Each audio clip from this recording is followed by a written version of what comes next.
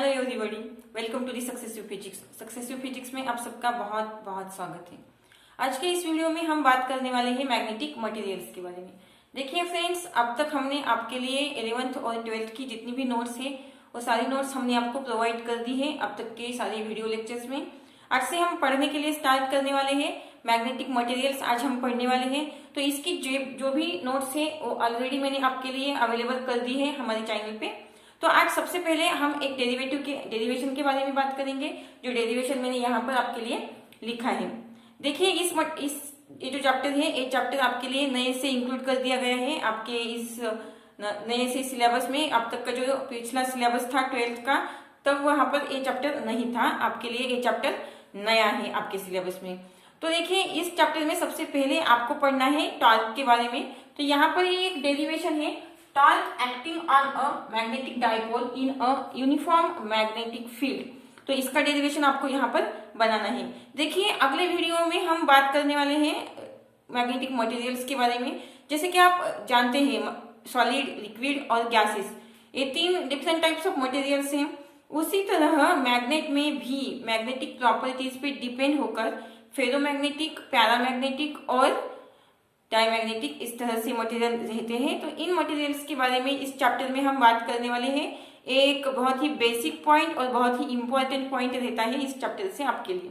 तो चलिए आज सबसे पहले बात करेंगे, ये जो पॉइंट मैंने यहाँ पर लिखा है, ये जो डेरिवेशन आज हम करने वाले हैं इसके बारे में। तो देखिए दोस्तों, जो भी डेरिवेशन रहते हैं, फिजिक्स के जो डेरिवेशन रहते हैं, बहुत सारे बच्चों को ये हार्ड जाते हैं, बहुत डिफिकल्ट लगते हैं। लेकिन देखिए जब भी हम कोई डेरिवेशन स्टार्ट करते हैं, डेरिवेशन के बारे में सोचते हैं, तब आपके लिए ये जानना जरूरी होगा कि आपको जो पॉइंट दिया गया है या फिर जो क्वेश्चन दिया गया है, वो क्वेश्चन आपको बहुत अच्छे से पढ़ना पड़ेगा और उसमें क्या क्या पूछा है इसकी जानकारी पहले आपको होनी आवश्यक है, तभी आप किसी भी डेरिवेशन को सॉल्व अच्छे से कर पाएंगे। तो देखिए ये जो आपको पॉइंट दिया गया है, इस पॉइंट को हम बेसिकली समझने की कोशिश करते हैं। यहाँ पर देखिए सबसे पहले आपको पूछा गया है टॉर्क। तो टॉर्क की वैल्यू आपको निकालनी है, तो इसलिए आपको टॉर्क क्या होता है ये पता होना चाहिए। तो टॉर्क की वैल्यू देखिए T is equal to tau is equal to, इस तरह से हम टॉर्क को डिनोट करते हैं, आप लोग जानते होंगे।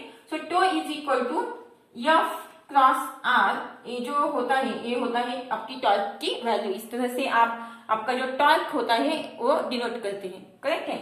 F क्रॉस R से आप अपना टॉर्क डिनोट कर सकते हैं। तो यहाँ पर जो R रहता है, ये जो R है वो आपका परपेंडिकुलर डिस्टेंस रहेगा, करेक्ट है। R जो रहेगा वो आपका परपेंडिकुलर डिस्टेंस रहेगा। तो इस तरह से आप टॉर्क को डिनोट कर सकते हैं। नेक्स्ट पॉइंट देखिए, आपको टॉर्क निकालना है, पर कहाँ से, किसका टॉर्क निकालना है? Torque acting on a magnetic dipole.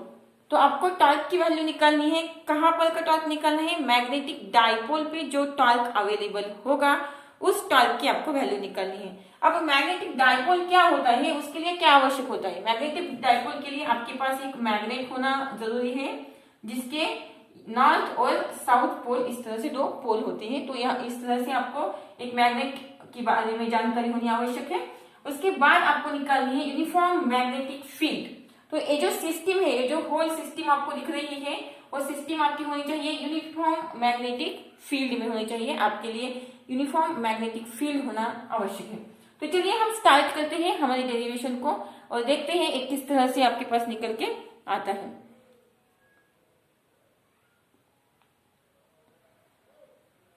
Okay, सो चलिए अब देखिए यूनिफॉर्म मैग्नेटिक फील्ड हमें निकालनी है। यूनिफॉर्म मैग्नेटिक फील्ड के लिए हम इस तरह से यहाँ पर कुछ लाइंस ले लें। तो ये जो लाइंस आपको दिख रही है, ये लाइंस जो है वो लाइंस आपको यूनिफॉर्म मैग्नेटिक फील्ड की डायरेक्शन बताती है। ओके, सो यहाँ पर देखिए ए बी, हम इस तरह से इसे नोट करते हैं। बी से ये यूनिफॉर्म मैग्नेटिक फील्ड है आपकी। यहाँ पर आपको एक मैग्नेट लेना है, जैसे कि मैंने आपको बताया कि हमें मैग्नेटिक डाइपोल चाहिए। मैग्नेटिक डाइपोल के लिए हमें इस तरह से एक मैग्नेट को कंसीडर करना पड़ेगा। इस मैग्नेट की ये दो पोल्स होगी, साउथ पोल और नॉर्थ पोल। अब देखिए ये जो मैग्नेट है, ये मैग्नेट कंटिन्यूअसली रोटेट हो रहा है इस डायरेक्शन में। ये जो डायरेक्शन आएगी, यहाँ पर एंगल जो होगा वो थीटा होगा, और ये जो डायरेक्शन होगी, ये डायरेक्शन होगी क्लॉकवाइज। तो देखिए ये जो डायरेक्शन है, इस डायरेक्शन को ध्यान में रखिएगा, क्योंकि आगे चलकर ये हमें बहुत ही यूजफुल होने वाली है ये डायरेक्शन।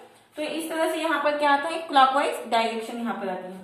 अब देखिए, अब हमें निकालनी है टॉर्क की वैल्यू। ये सिस्टम है, यहाँ पर जो भी पूछा था वो जो पॉइंट है उस पॉइंट की सारी इंफॉर्मेशन यहाँ पर है। तो आप देखिए टॉर्क की वैल्यू निकालनी है। हमारा जो पिछला चैप्टर है आपके सिलेबस का, तो उस चैप्टर में देखिए आपके पास एक फॉर्मूला आता है टॉर्क के लिए, tau is equal to M cross B. तो इस तरह से हम जो है टॉर्क की वैल्यू निकाल सकते हैं। तो एम क्रॉस बी, एम जो होता है, एम होती है मैग्नेटिक मूवमेंट और बी जो होता है वो होता है मैग्नेटिक फील्ड। तो एम क्रॉस बी से हम टो की वैल्यू निकाल लेते हैं यहाँ पर। तो यहाँ पर देखिए tau is equal to M B sine theta. इस तरह से आपके पास वैल्यू आ जाएगी। अब आप कहेंगे कि एम बी साइन थीटा कहाँ से आया, ये साइन थीटा हमने यहाँ पर क्यों डाला? तो यहाँ पर देखिए ये जो साइन थीटा है ये क्या है, एक क्रॉस प्रोडक्ट है। तो देखिए जब भी हम क्रॉस प्रोडक्ट को निकाल लेते हैं तो उसकी जगह हम साइन थीटा ऐड करते हैं, और जब डॉट प्रोडक्ट को निकालते हैं तब वहां पर हम कॉस थीटा ऐड करते हैं। तो सिमिलरली यहाँ पर ये जो है क्रॉस प्रोडक्ट है, तो जब ये क्रॉस प्रोडक्ट निकल जाएगा तो ये यहाँ पर साइन थीटा आपके पास आ जाएगा। तो इस तरह से ये वैल्यू आ गई है टॉर्क की आपके लिए। सो यहाँ से टॉर्क की वैल्यू आपने निकाल ली। अब आगे चलते हैं, आगे देखिए सिस्टम में क्या हो रहा है। तो आप जैसे कि आप जानते हैं ये जो आपका मैग्नेट है, ये मैग्नेट इस तरह से रोटेट हो रहा है। आप जानते हैं क्लॉकवाइज डायरेक्शन में रोटेट हो रहा है आपका मैग्नेट। तो जब ये रोटेट होगा, जब मैग्नेट रोटेट होगा तो वो कुछ ना कुछ डिस्प्लेसमेंट जरूर करेगा, वो अपनी पोजीशन चेंज कर रहा है। देखिए ध्यान से देखिए, सबसे पहले तो ये इस पोजीशन में है, जब ये रोटेट होगा तो इसकी पोजीशन यहाँ आएगी, जब अगली बार रोटेट होगा तो यहाँ पर पोजीशन आएगी। तो इस तरह से ये जो मैग्नेट है अपनी जगह, अपनी पोजीशन चेंज कर रहा है। तो देखिए जब एक पोजीशन चेंज करेगा तब कुछ ना कुछ वर्क डन वहां पर जरूर होगा। वर्क डन क्या होता है, जब चेंज इन डिस्प्लेसमेंट होता है तब कुछ ना कुछ काम, कुछ ना कुछ वर्क डन वहां पर होगा। तो यहाँ पर एक कुछ वर्क डन होगा। अब जो वर्क डन होगा वो पोटेंशियल एनर्जी के फॉर्म में यहाँ पर स्टोर किया जाएगा इस सिस्टम में। ध्यान से देखिएगा, डिस्प्लेसमेंट हो रहा है, सबसे पहले तो रोटेशन हो रहा है, रोटेशन के बाद डिस्प्लेसमेंट, डिस्प्लेसमेंट के बाद वर्क डन, और उसके बाद जो है वर्क डन के बाद ये वर्क डन जो है वो पोटेंशियल एनर्जी के फॉर्म में इस सिस्टम में स्टोर किया जा रहा है। तो अब देखिए यहाँ पर क्या होगा, यहाँ पर जो पोटेंशियल एनर्जी होगी हमें उस पोटेंशियल एनर्जी की वैल्यू निकालनी है। तो किस तरह से निकालेंगे, देखिए पोटेंशियल एनर्जी हम डिनोट करेंगे यूएम से, इस सिस्टम की जो पोटेंशियल एनर्जी रहेगी उसे। तो ये वैल्यू हमारे पास निकल के आएगी integration from 0 to theta tau theta D theta. तो इस तरह से ये जो इक्वेशन है, ये इक्वेशन हमें वैल्यू देगा किसकी, पोटेंशियल एनर्जी की। तो अब यहाँ पर देखिए U M is equal to, हमारे पास जो इक्वेशन है वो इक्वेशन हम यहाँ पर रख देते हैं। देखिए ये जो फॉर्मूला है इक्वेशन नंबर 1, आपके पास ये जो फॉर्मूला है ये हमें यहाँ पर अब रखना है। So M B sine theta D theta, इस तरह से आपके पास ये इक्वेशन आ रहा है। अब देखिए इस इक्वेशन को अगर सॉल्व करेंगे, इस इंटीग्रेशन को सॉल्व करेंगे तो क्या आएगा, U M is equal to, देखिए एम बी, एम यानी कि मैग्नेटिक मूवमेंट, बी यानी कि मैग्नेटिक फील्ड। तो ये जो दो पॉइंट्स है ये तो आप जानते हैं कांस्टेंट है, तो इस तरह से कांस्टेंट को हम एज इट इज रखते हैं। तो ये है साइन थीटा, साइन थीटा की जो इंटीग्रेशन होती है आप जानते होंगे माइनस कॉस थीटा होती है। तो इस तरह से कॉस थीटा इसे हम माइनस देते हैं और ये वैल्यू आपके पास निकल के आती है किसकी, आपके पोटेंशियल एनर्जी की। तो इस तरह से ये पोटेंशियल एनर्जी की वैल्यू हमने इस सिस्टम के लिए निकाल दी है। अब देखिए हमें डिफरेंट काइंड्स ऑफ केसेस देखने हैं। किस तरह की केसेस, यहाँ पर देखिए ये जो अपना मैग्नेट है आप देख सकते हैं, देखिए यहाँ पर ये जो मैग्नेट है ये कंटिन्यूअसली अपनी पोजीशन जो है चेंज कर रहा है। लेट अस कंसीडर ये आपका मैग्नेट है, ये जो पेन मैंने यहाँ पर रखा है, ऐसा मान लीजिए कि ये पेन ही आपका मैग्नेट है। तो देखिए ये अपनी पोजीशन चेंज करता है, सबसे पहले यहाँ पर पोजीशन है, उसके बाद ए, उसके बाद इस तरह से ये क्या है, अपनी पोजीशन चेंज कर रहा है। तो अब हमें निकालनी है उसकी डिफरेंट काइंड्स ऑफ पोजीशन पे पोटेंशियल एनर्जी की वैल्यू कितनी रहेगी। ये तो हमने रैंडमली वैल्यू निकाल दी है, लेकिन हमें पता नहीं है कि यहाँ पर पोजीशन क्या है हमारी मैग्नेट की। तब अब हमें निकालनी है मैग्नेट की पोजीशन क्या होगी और एक डिफरेंट पर्टिकुलर पोजीशन पे हमारी पोटेंशियल एनर्जी की वैल्यू क्या होगी।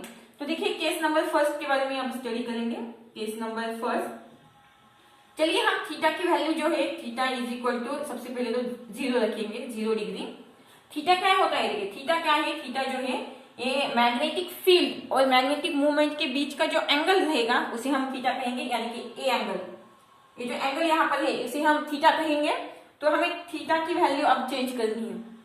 सबसे पहले यहाँ पर थीटा अगर 0 रख देंगे तो cos 0 कितना होता है बताइएगा, cos 0 कितना होता है, cos 0 होता है 1।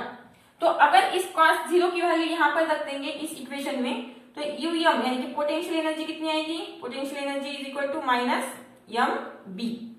तो इस तरह से यहाँ पर ए वैल्यू आ रही है पोटेंशियल एनर्जी की, U M is equal to minus M B. आप देखिए माइनस जो है ये तो वैल्यू जो है माइनस में है, यानी कि ये मिनिमम वैल्यू है पोटेंशियल एनर्जी। यहाँ पर इस केस में पोटेंशियल एनर्जी इज क्या हो रही है, देखिए पोटेंशियल एनर्जी कितनी है, मिनिमम है, करेक्ट है।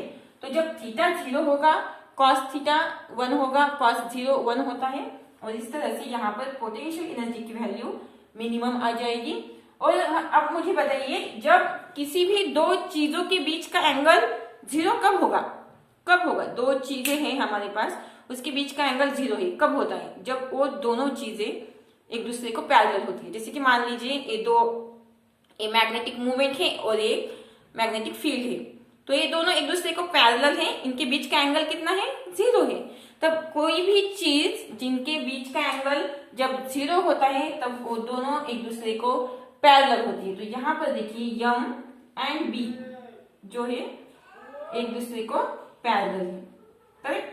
तो ये यहाँ पर ये आपकी पहली केस थी। चलिए अब केस नंबर सेकंड के बारे में बात करते हैं।